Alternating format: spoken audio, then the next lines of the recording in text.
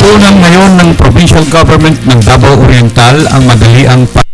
ng lalawigan at sumagot naman kaagad ang mga ahensya ng gobyerno kagaya ng DPWH para sa rehabilitasyon ng mga infrastruktura kagaya ng mga tulay na nasira, mga buildings kagaya ng mga paaralan at mga munisipyo ng mga bayan ng Buston, Katiil at Baganga. Ngunit ang higit na kailangan ay ang rehabilitasyon ng mga sakahan. Ang Department of Agriculture ay naglaan ng pundo para sa mga binhi ng palay para sa nawasak na 4,500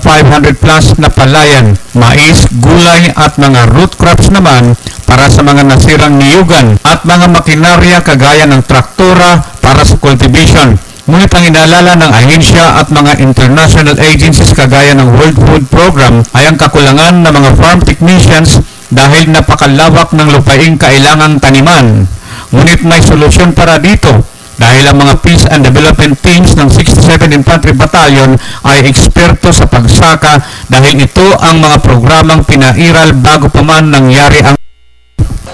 For now, nagsimula tayo with the efforts of Colonel Mortela doon sa Baganga initially, where we have mobilized not only yung mga uniformed servicemen natin, mga Army, PNP, at saka yung iba pang volunteers natin, but the community itself, yung mga members ng community, the community members themselves. So kung saan, I believe nandun ka, nakita mo na nagtulong-tulong sila. Together, they started to clear yung mga roads, clear yung mga areas of yung mga debris, for them to be able to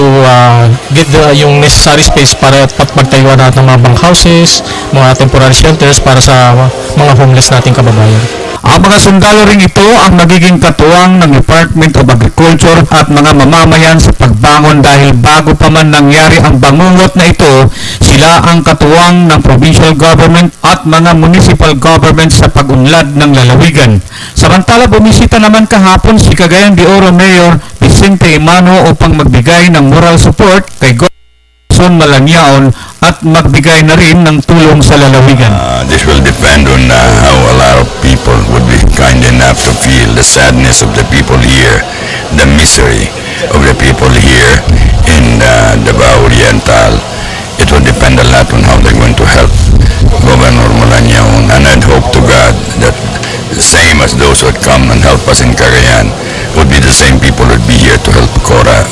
as well. Noong isang araw, Disyembre 17, inobserba ng Cagayan de Oro City ang unang taong anibersaryo ng paghampas ni Bagyong Sindong sa lungsod na kumitil din ng maraming buhay. Para sa Telebisyon ng Bayan, Eddie Arellano.